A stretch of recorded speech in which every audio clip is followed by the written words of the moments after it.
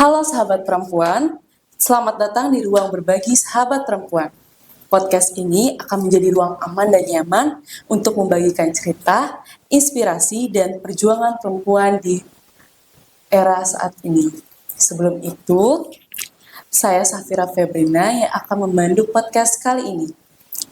Di tengah realitas kehidupan yang masih mewarnai bentuk ketidakadilan, perempuan terus menghadapi berbagai persoalan, mulai dari kekerasan, ketimpangan, hingga pembungkaman suara. Namun di antara tantangan-tantangan tersebut, akan selalu ada cahaya yang akan menjadi harapan. Cahaya Perempuan Bengkulu hadir sebagai bagian dari gerakan yang tak hanya mendampingi, tetapi juga memperjuangkan hak-hak perempuan selama bertahun-tahun. Jejaknya bukan sekedar cerita, tetapi bukti nyata bahwa perubahan bisa dimulai dari keberanian untuk bersuara dan bergerak bersama.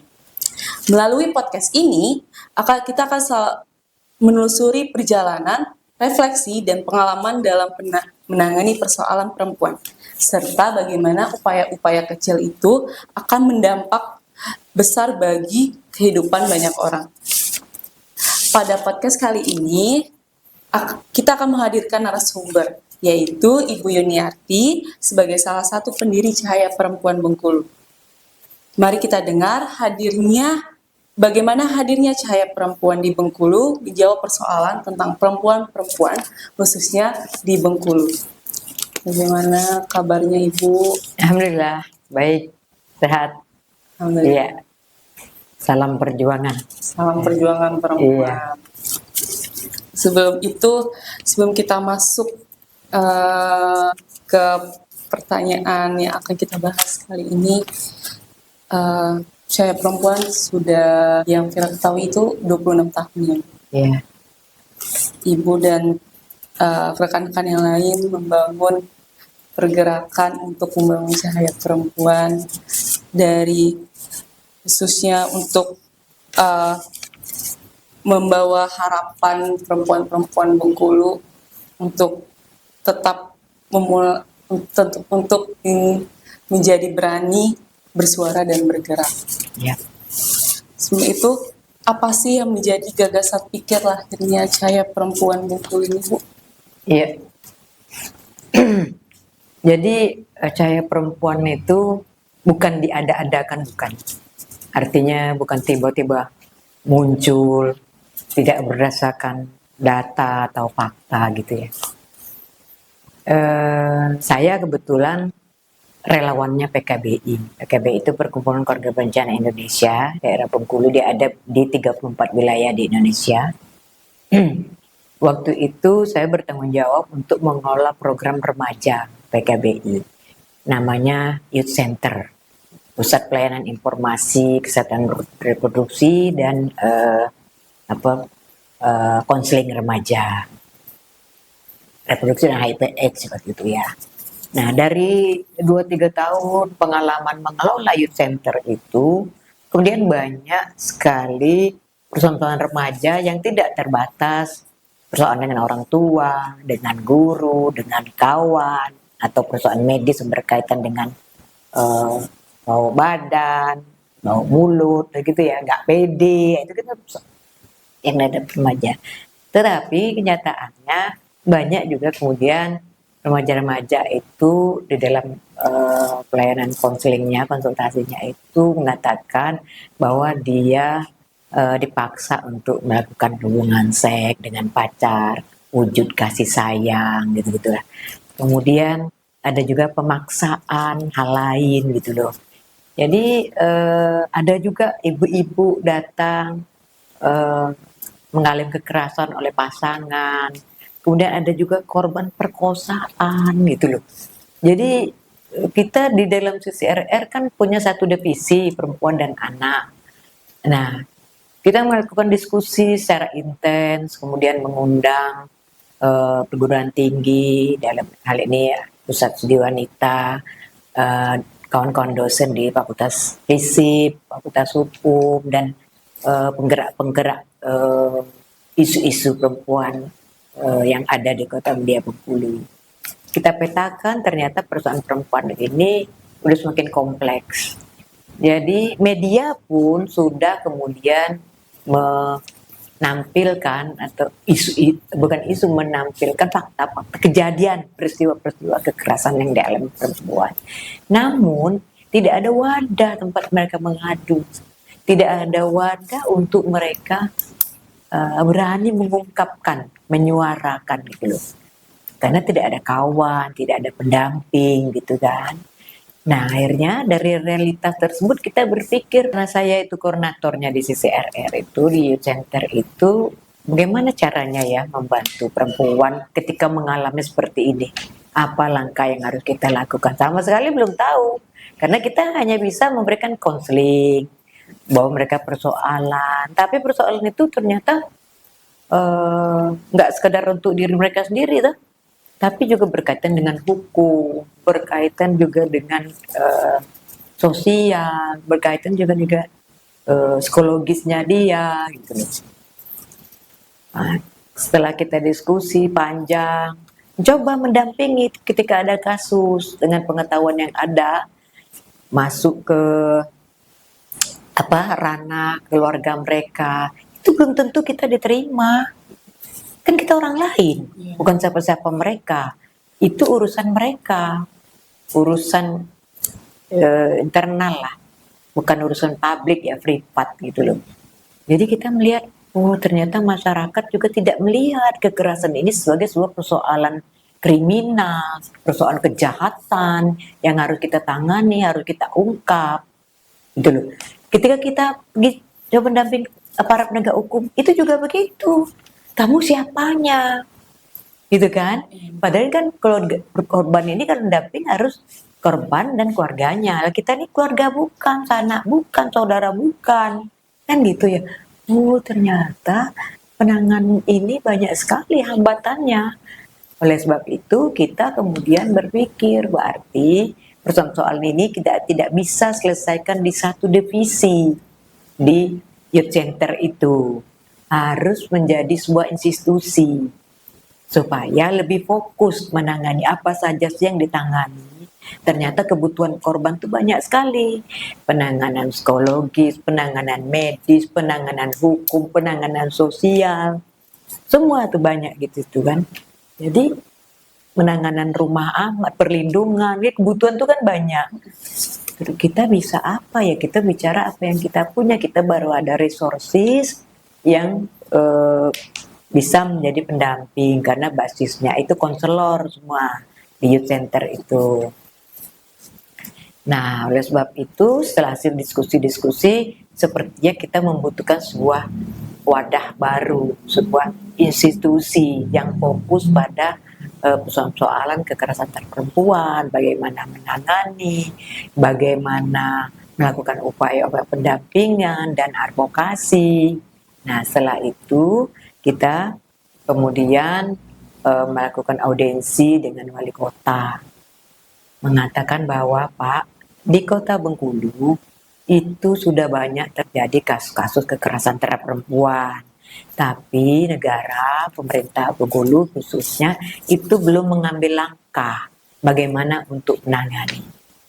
Sejalan dengan itu, pemerintah kota kemudian mengeluarkan kebijakan menutup prostitusi, lokalisasi, ya kan?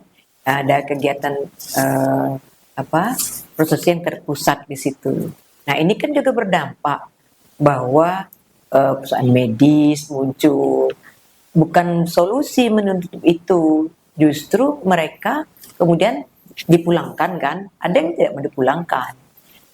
Jadi mereka kemudian melakukan praktek-praktek itu di tempat-tempat rumah-rumah atau apa gitu loh. Jadi tidak ada pemeriksaan kesehatan, tidak ada pemberian informasi karena tidak diorganisir lagi kan. Waktu itu kan diorganisir.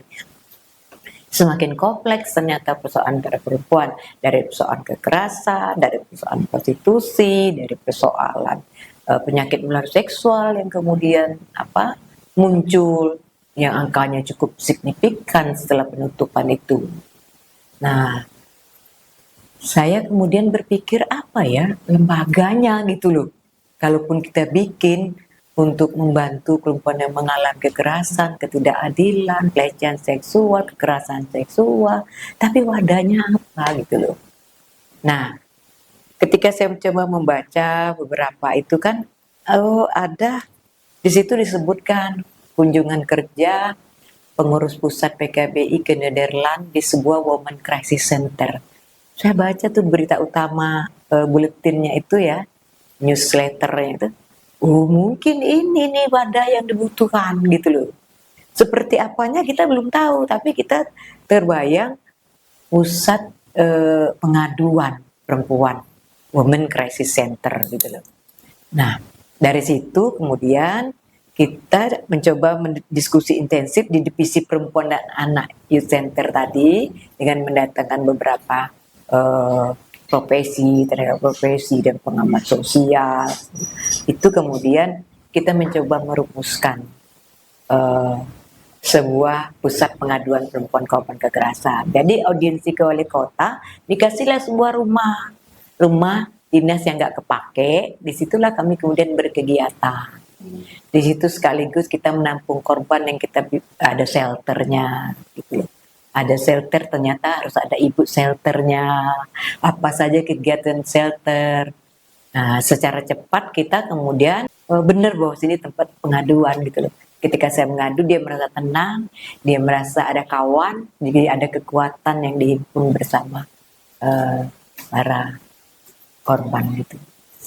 Ya gitu. Jadi apa? Dan pada saat itu memang kita melawan budaya yang selama ini mengatakan itu tadi persoalan pribadi, keluarga, privat itu kita dobrak.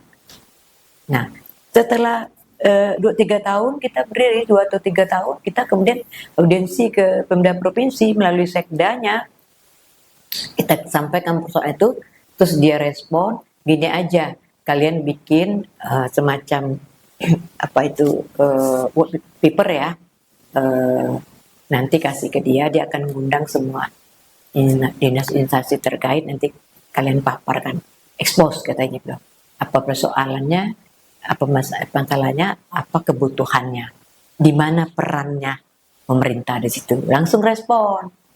Nah, itu di tahun-tahun pertama juga. Jadi setelah ada itu baru kemudian kita nggak bisa kerja sendiri, perlu yang namanya kerja lintas sektor untuk membangun pemahaman terpadu, pelayanan terpadu.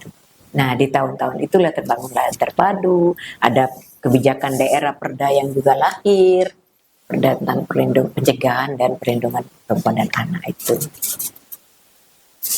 Jadi dari realitas ya maksudnya ya. Dari isu yang awalnya hanya dipandang tabu oleh masyarakat ya sebagai itu tuh ranah privat, ranah privasi orang, kita tidak punya kewajiban untuk ikut campur, sampai kita tuh harus, sebenarnya hal itu kan masih banyak ya Bu, masih banyak saat ini juga masih masyarakat tuh masih tabu akan hal itu juga ya, walaupun akhirnya pada adanya masih mulai adanya pergeseran, mulai terbukalah masyarakat. Tapi melihat dari kasus kekerasan seksual pada perempuan sampai saat ini ya masih tinggi itu, yang dicatat ini bahwa tahun 2025 kasus seksual ini udah mencapai 24,472 atau 41%. Jadi menurut Ibu nih, apakah masih memiliki benang merah? Atau apa sih faktornya itu yang masih sampai saat ini tuh masih terus ada gitu? Iya. Kalau bicara data ya, faktanya memang cahaya perempuan menangani tiap tahun meningkat. Karena secara kuantitas maupun kualitas. Terjadi pemerkosaan, banyak geng rape gitu, beberapa orang pelaku itu terjadi. Kemudian juga kekerasan seksual incest, pelakunya keluarga atau orang tua yang kandung ayah tiri gitu. Kenapa dia kemudian menjadi meningkat? Banyak faktor. Pertama, kalau saya lihat sudah ada tempat pengaduan-pengaduan, ya. Jadi kalau dulu orang anggap itu nggak usah digaduh, nggak bakal direspon, nggak Iya, apa, sekarang orang berani ngadu, ya kan? Karena itu iya, perampasan hak harus dipersoalkan. Kerugian itu kan sekarang juga ditanggung oleh pelaku yang melakukan restitusi. Ya, ada undang TPKS-nya kan.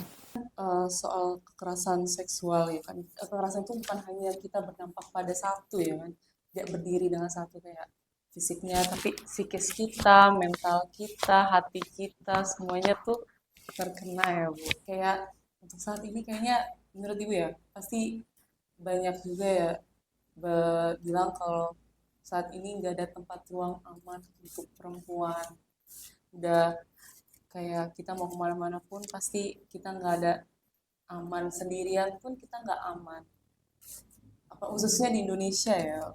Eh, jadi menurut ibu ya, kalau perempuan muda terutama itu persoalan kekerasan seksual yang mengalami kehamilan yang tidak diinginkan, kayak ya tiba-tiba ya mereka bergaul yang tidak berlebihan, tidak sepantasnya ya, terus berlebihan itu apakah mengalami pemaksaan perkawinan itu tuh termasuk dari kekerasan seksual, atau apa sih penanganannya jika Iya, kita mengalami hal seperti iya. itu? Kalau pemaksaan pernikahan itu sudah jelas, itu kan ada pemaksaan. Itu udah masuk unsur kekerasan. Salah satunya bentuknya tadi ya pemaksaan pernikahan, pernikahan anak, itu kan juga banyak terjadi. Nah, persoalannya sekarang gini, anak-anak berpacaran boleh aja. Kalau di Youth Center PKBI itu ada yang namanya konsep pacaran sehat.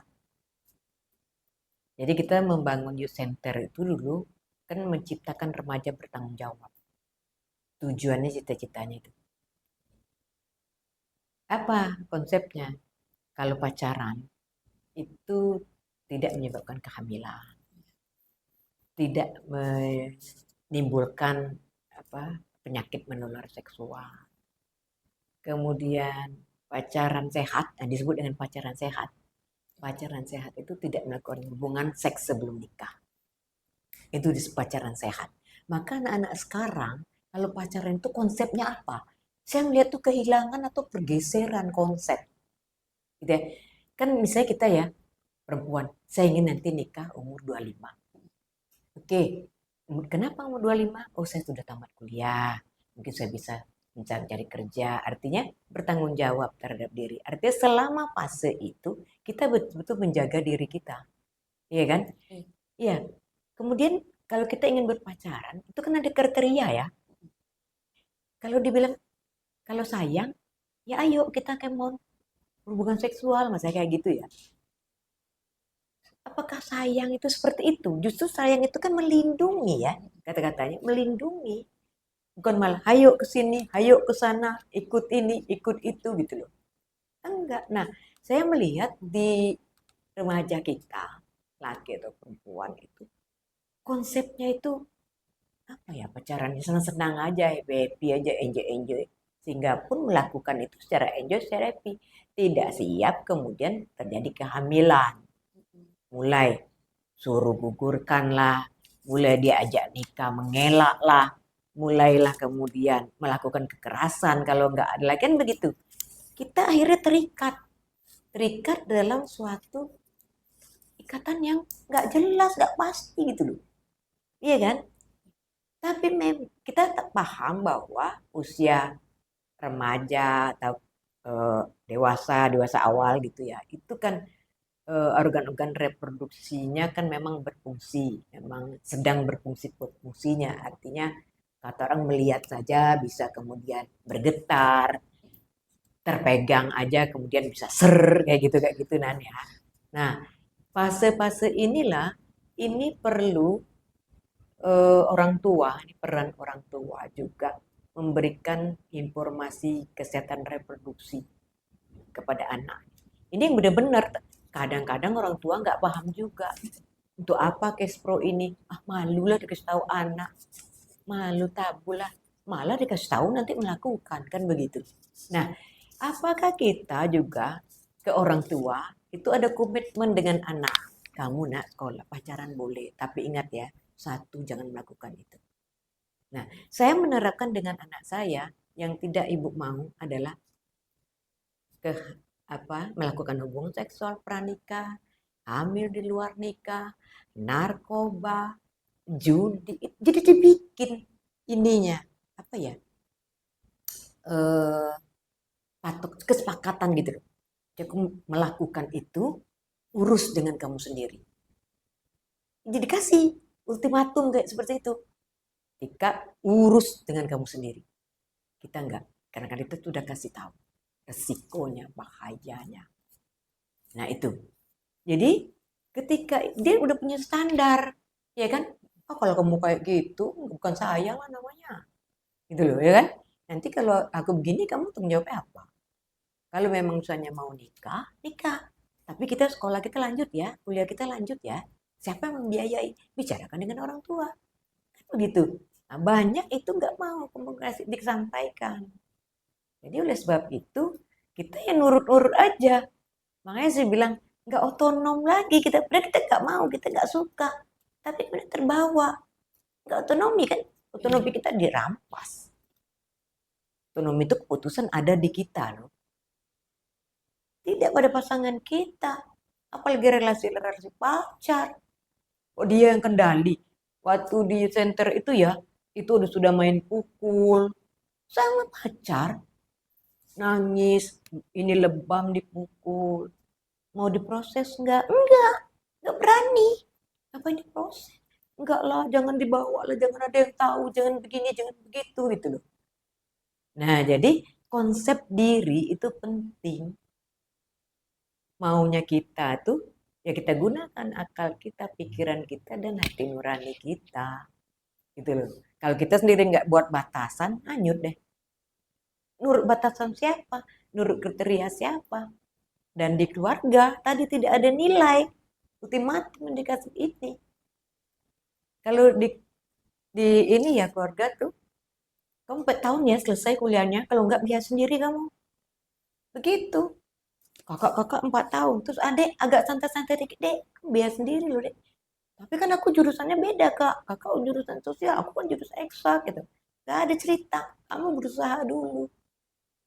Jadi ada nilai yang walaupun pada kenyataannya nanti nilai itu dilanggar, tapi kan kita evaluasi. Kenapa kamu sebut? Nah itulah ruang terbuka di keluarga itu penting. Cash Pro itu dikasih ibu karena memang awal bergerak di Cash Pro, itu bukunya dibuka. Ini loh deh alat reproduksinya. Ini kalau kamu gunakan, gini-gini akibatnya.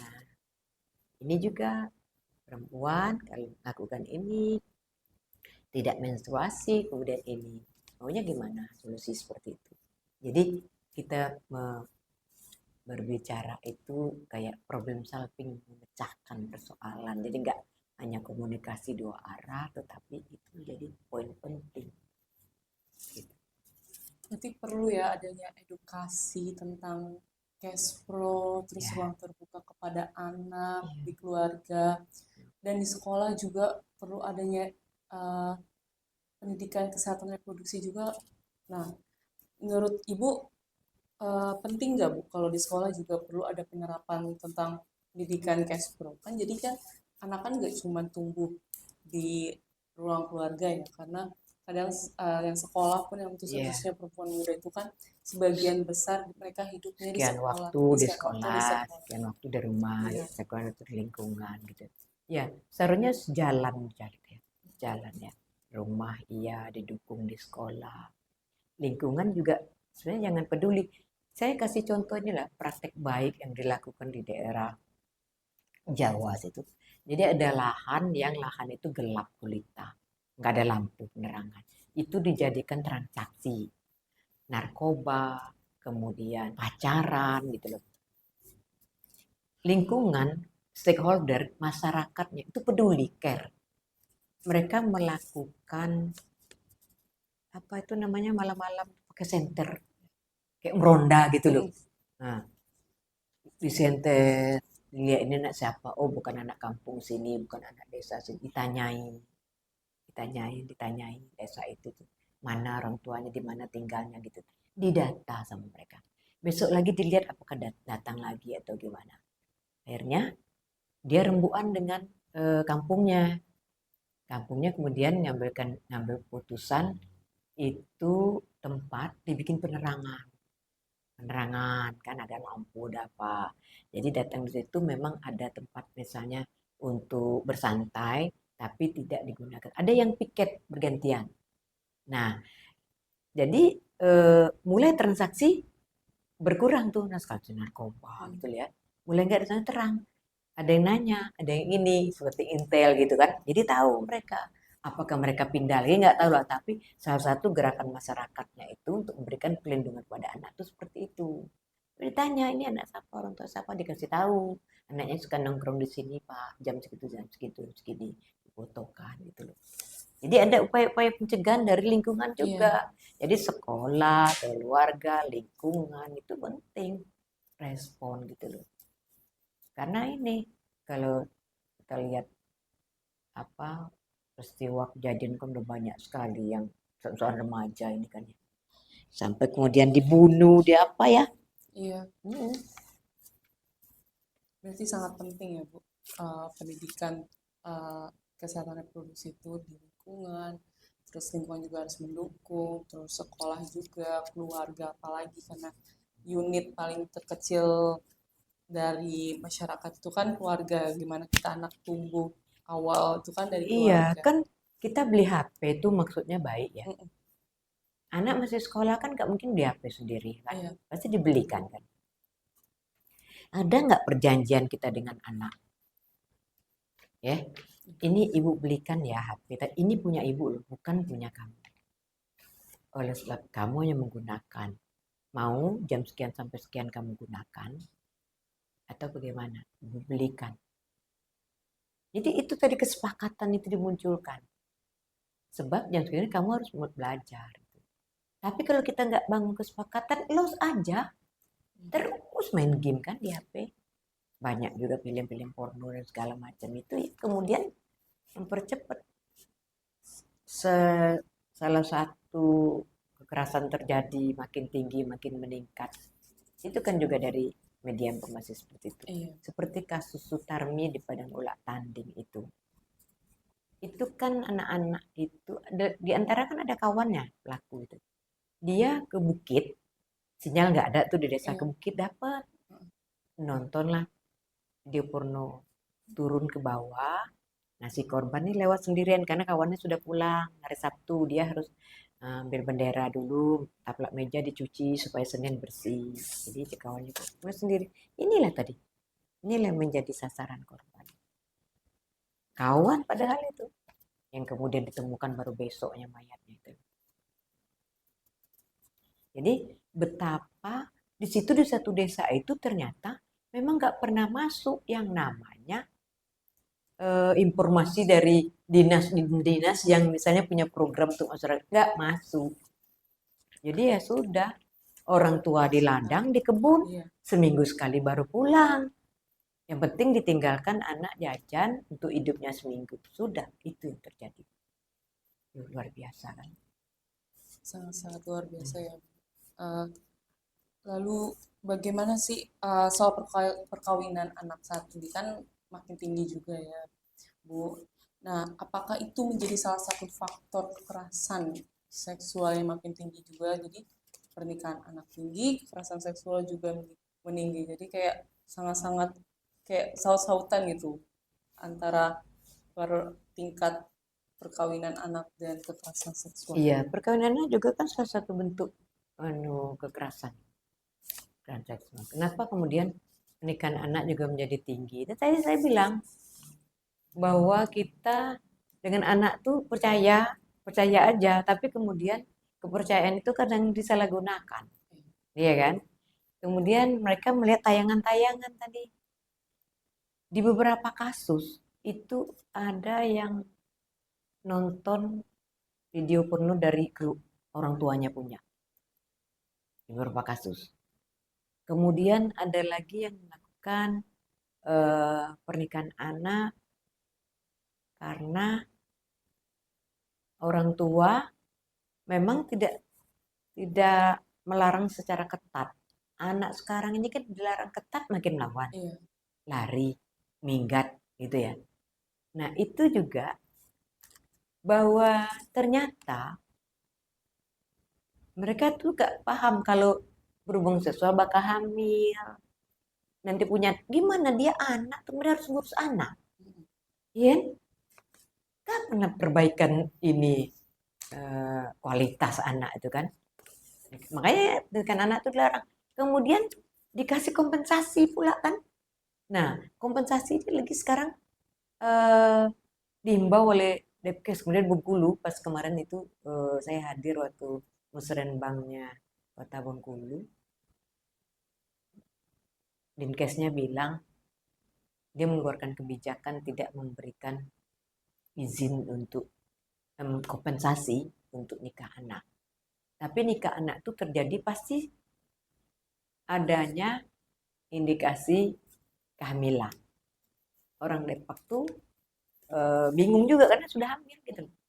Sebetulnya solusinya apakah harus nikah? Enggak juga. Iya kan? Iya, pulangkan sama orang tuanya. Masing-masing sudah ini kamu hamilkan anak ini. Secara hukum kamu belum bisa menikahnya nanti setelah kamu cukup umur. Bahwa secara biologisnya anak ini, secara Islam juga nggak boleh dinikahkan kan kalau kondisinya hamil. Nggak boleh dinikahkan saking hamil. Dan jadi anak itu juga nggak boleh kasih bin orang tuanya itu. Tapi karena daripada nggak ada bapak, dia bilang kan itu. Bapaknya ada bapak biologis. Nah itu eh, Depak nggak tahu itu apa kemudian akan eh, tidak memberikan kompensasi lagi. Artinya kalaulah kompensasi itu tidak kita berikan, kita akan lihat, kita evaluasi, iya kan? Artinya itu anak kamu, jadi kamu belum bisa eh, serumah karena belum dinikahkan, tapi kamu sudah punya tanggung jawab. Sekolah dia sekolah boleh sekolah, yang cowoknya ya. Kalau perempuannya mungkin sudah lahiran mungkin sekolah lagi, ya gitu. Anak secara biologis tetap gitu loh. Saya jadi pernikahan anak tuh nggak tercatat, kan nggak ada pernikahan, tetapi faktanya dia ada Iya. punya nikah anak, tapi nggak nikah kan gitu, gitu. Jadi kalau kompensasi itu tidak dikasihkan, mereka tidak bisa nikah. Solusinya apa? Memang dipulangkan kepada orang tuanya. Ya anak itu dikumpulkan, dikasih tahu sama orang tuanya, sama mereka juga, gitu. Sehingga ke depan tersosialisasi, nggak bisa nikah. Itu sudah dipraktekkan di salah satu desa di mana ya daerah Kalimantan itu. Saya pernah datang ke desa itu. Itu desanya tidak memberi rekomendasi. Kalau mau nikah juga silakan tidak di dalam desa. Kemudian desa tidak mendukung memberikan pinjaman kursi, tenda, tidak. Dan itu terjadi pengurangan nol pernikahan anaknya. Itu saya betul ke situ. Bagaimana perangkat desa pengurangan?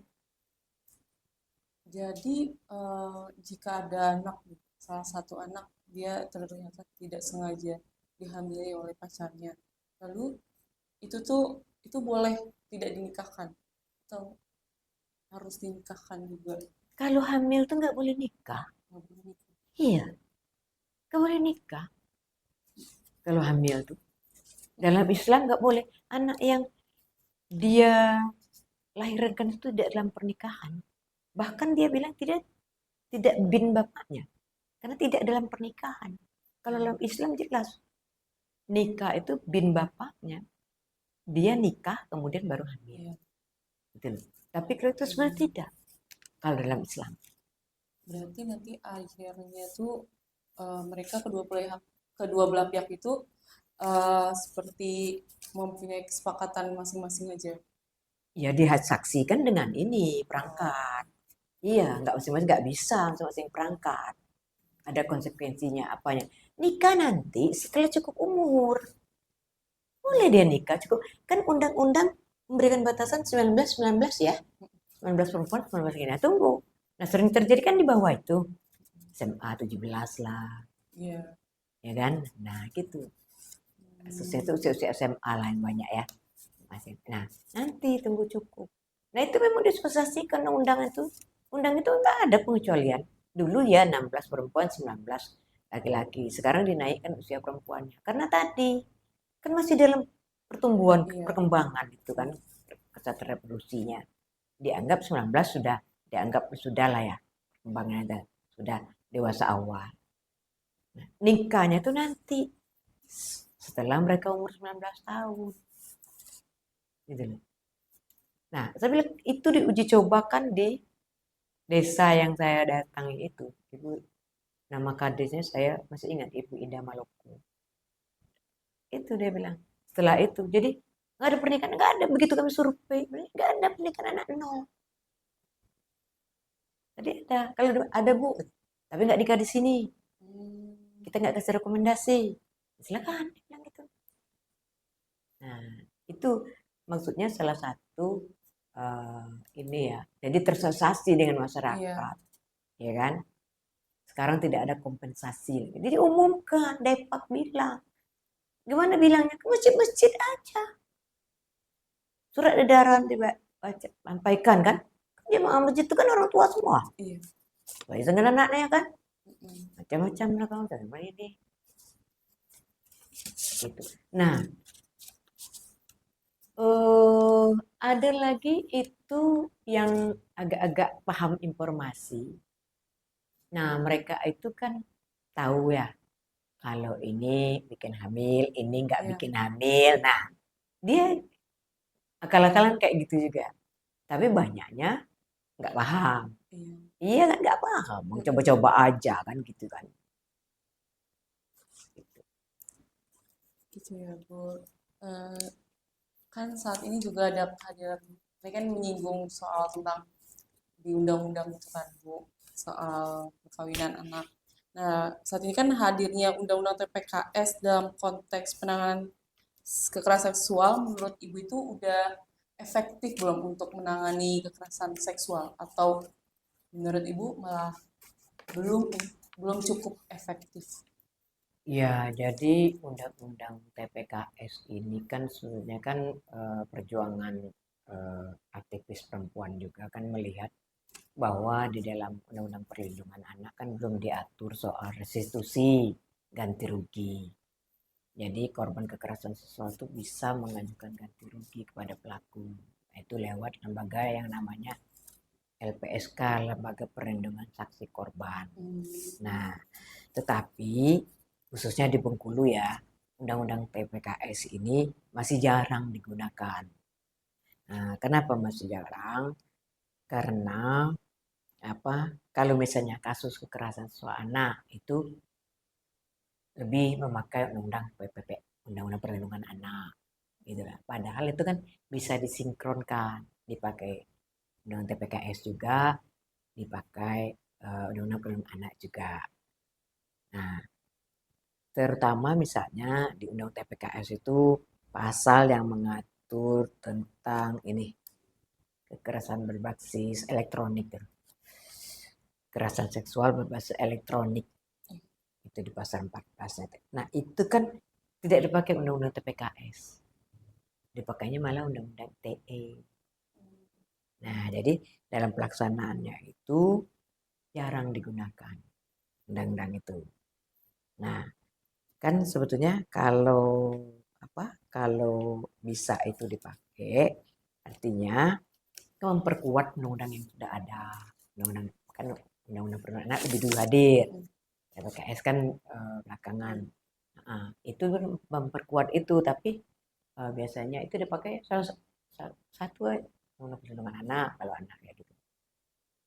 Jadi, menurut Ibu tuh kayak implementasinya ya, implementasi undang-undang TPKS itu untuk di Bengkulu ini belum masih efektif, jarang, masih ya jarang, jarang digunakannya itu. jarang digunakan karena Heeh. fokusnya masih ke yang undang-undang Undang perlindungan perlindungan anak, anak. Padahal sebenarnya undang-undang ITE yang ya, lebih dulu itulah. ya, padahal sebenarnya TPKS ini perlu dikaitkan juga karena untuk memperlindungan korban juga Iya, kan. iya, karena begini, karena kan sebenarnya kan untuk nanti di nomor tantangannya itu kan dia tuh kan gini loh. Untuk melaksanakan undang TPKS itu melalui beberapa peraturan presiden. Nah, kayak misalnya kan di beberapa wilayah besar Sumatera Utara apa itu sudah muncul di kepolisian ada Ditreskrim khusus tentang itu tindak kekerasan pokoknya. Pokoknya tentang perempuan ya, PPA begitu loh. Nah, dulu kan belum masuk, belum. Jadi apa itu sehingga dirasa tuh belum optimal. Jadi ada beberapa perpres tuh baru baru mengatur soal ini loh, perpres untuk pelatihan pendidikan tentang UPTD, tapi di institusi kepolisiannya belum. Nah, itu juga jadi kendala juga. Hmm, Kan undang-undang itu kan ada peraturan lagi teknisnya gitu loh. Nah, oh, itu tuh belum.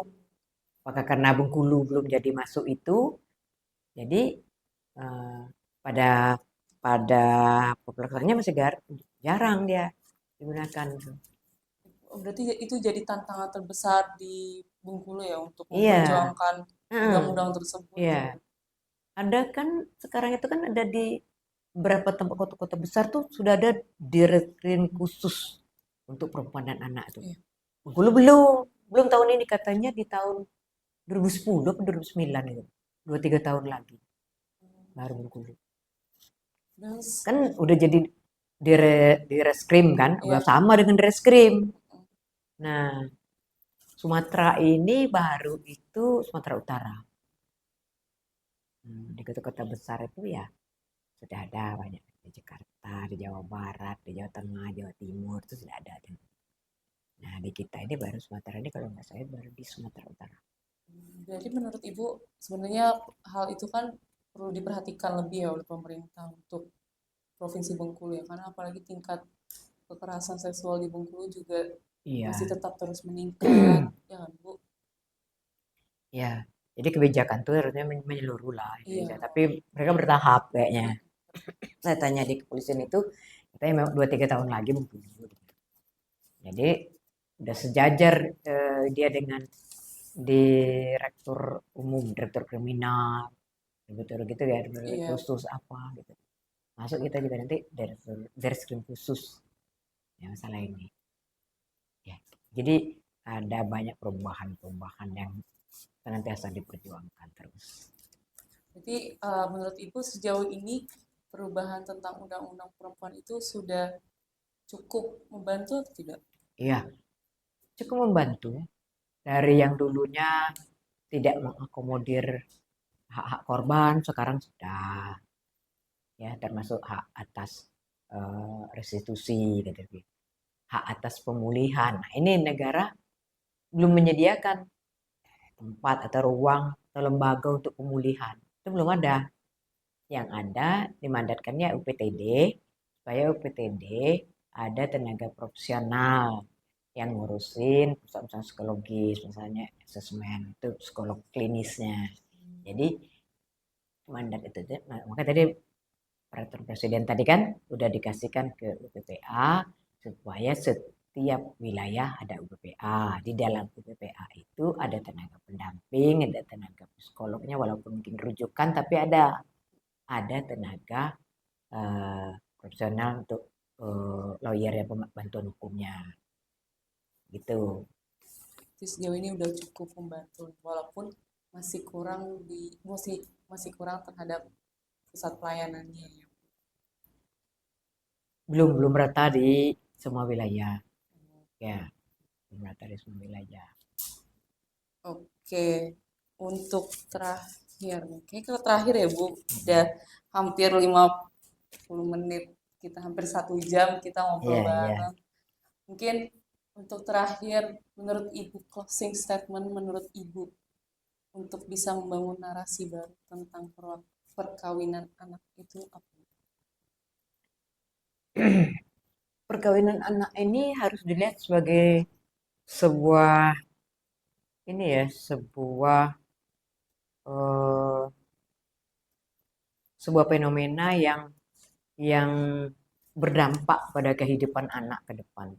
Jadi jangan dianggap ya udahlah udah ketemu jodohnya, udahlah udah betul itu dia sini, jangan. Jadi kan kita pengen anak ini punya masa depan, punya kehidupan yang lebih baik dari kita sebagai orang tua gitu kan. Nah, mau nggak mau, tadi saya bilang komitmen itu dibangun dari rumah. Dia keluar, dia pegang komitmen itu. Dia bangun juga dengan pasangan dia. Nah, konsep tadi pacaran tanggung jawab tadi dipahami oleh setiap remaja. Remaja tuh kan masih labil, usia-usia gitu kan ya. Sini iya, sini iya. Tapi kalau misalnya kita memberikan ruang di rumah tadi dengan ini yang kamu nggak bisa ya, ini nilai dalam keluarga yang dipegang. Kalau kamu kayak begitu, kamu silakan sendiri. Itu memang dia bilang, selesaikan kamu sendiri. Gitu. Nah, termasuk kalau berkeluarga ya, rumah tangga. Dengan pasangan satu, yang aku tidak toleransi, selingkuh, ya kan? Ya. Apa sekarang judi, apalagi sekarang itu, dia omong gitu, KDRT, ya kan gitu kan? Iya. Tidak dinilai itu dibicarakan. Pasang standar kita, konsepnya kita bangun, gitu loh. Jadi kalau kita sendiri nggak kuat, gitu ya, kita sendiri nggak kuat, itu kemudian bertemu dengan orang yang dominasi, itu selesai kita. Kita nggak kuat kan? Oh ini enggak nih konsepnya jadi nggak tahu. Oh ini juga dia apa nilai dia nggak punya gitu loh. Bisa aja. Tapi ketika dia mulai tangan nih meraba ke sini, meraba ke sini, katakan tidak, tolak. Jadi pacaran itu kalau kita di youth center tuh ada istilah. Tapi kalau disingkat istilah itu menjadi sebuah nama organisasi pemuda. Nanti dimarah pula kan? Bukan maksudnya kepanjangannya itu dari nama organisasi pemuda yang terkenal itu. Jadi ada batasan kita pacaran itu. Misalnya kissing K. Oke. K. Oh batas kissing aja. Ada lagi di bawahnya N. Netting. Oh, kissing cium, kissing. Oke bibir. Netting ke leher ya. Oh, ke leher boleh. Kalau enggak langsung didorong. Udah gitu apa? Turun lagi. Petting. Daerah payudara. Oh, lewat nih. Nggak ada batasan kita. Boleh aja. Sampai intercourse. Nah, kalau kita singkat KNPI, kan nggak enak ya. Itu nama lembaga. Bukan, tapi begitu. Kissing, necting, petting, and intercourse. Mana yang mau dipakai itu? Nggak pakai semuanya. Nggak apa. Begitu. Aku pacaran ya sama kamu. Oke. Tapi aku pacaran ini konsep aku. Gitu. Jadi kalau enggak ya bagaimana kalau pembelajaran itu tidak ada dan tidak kita adakan. Iya. Berarti ya, Gitu. berarti ya. Kan abu-abu aja kan? Heeh. Nggak ada tuh yang mau dipegang sama. Orang tua aku nggak bilang-bilang begini, begitu, begini, begitu. Tapi untuk kita sebagai aku juga yang perempuan muda ya, Bu, berarti kita harus punya apa ya, batasan diri kita, Iya, value kita. untuk tahu. Itu yang membuat kita Iya. dihargai pasangan. Itu loh.